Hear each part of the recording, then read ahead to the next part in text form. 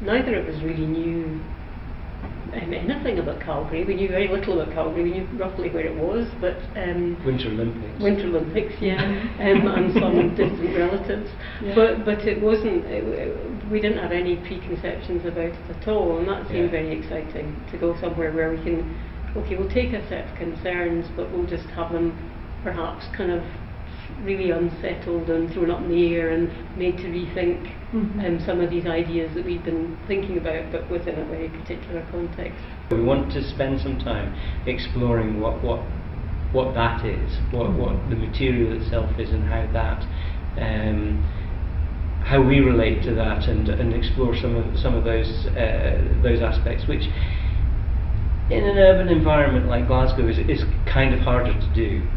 You really don't touch the water very much, and certainly not encouraged to, and there's a real kind of difficulty in that. So like quite physical difficulties in that, and I think that kind of drew us as well in this sort of sense of purity and natural and things that we don't get so close to in the environments that we have been working in.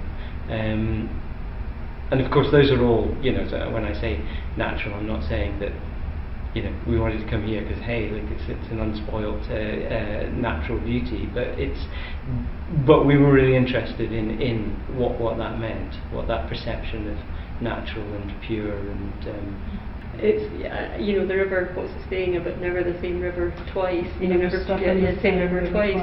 And then, you know, the water itself is part of a bigger system where it's evaporating and falling as snow, and so in a way it really complicates and unsettles the idea of a site as being something that you can draw a line round, that you can fix, and you can say, this is what it is.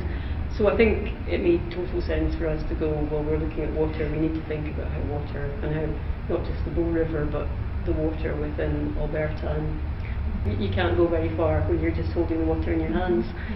So it was a real case of kind of getting down to sort of engaging with it at a material level, and also thinking about it as a kind of living force.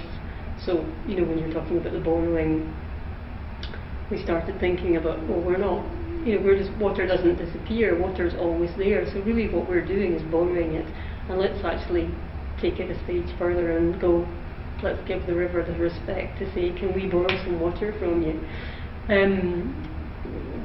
So we've been doing that, and that's a real kind of change, you know, that's a real change in my mindset of how I think about the non-human aspects of the planet.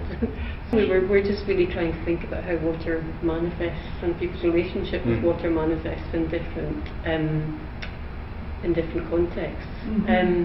And, you know, Blackfoot Crossing, in our first visit we were really aware that we hadn't met any Indigenous people, and we hadn't really got a sense of what water meant in a different culture, and a much older culture, and that was all here, and that was kind of quite, it felt it was there. You wanted to touch that. Yeah. I mean, I think we are really interested in the incidental audience, and I think that's a whole kind of other discussion, and one that's got lots of kind of interesting areas in it.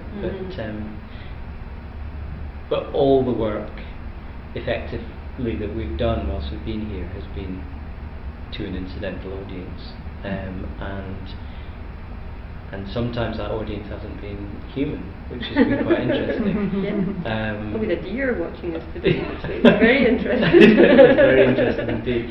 We did one of the puddle drying ones up at Nose Hill Park.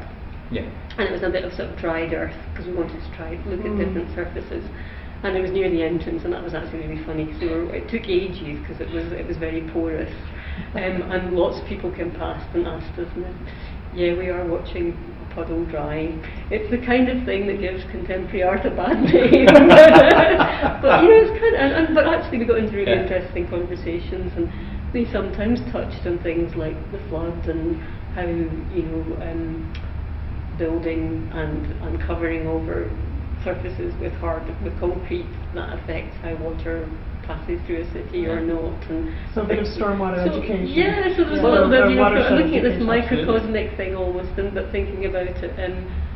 how the way we build cities affects how they flood or don't flood and so on, things like that. So You stick it on a hard surface, it wets wide and dries quick.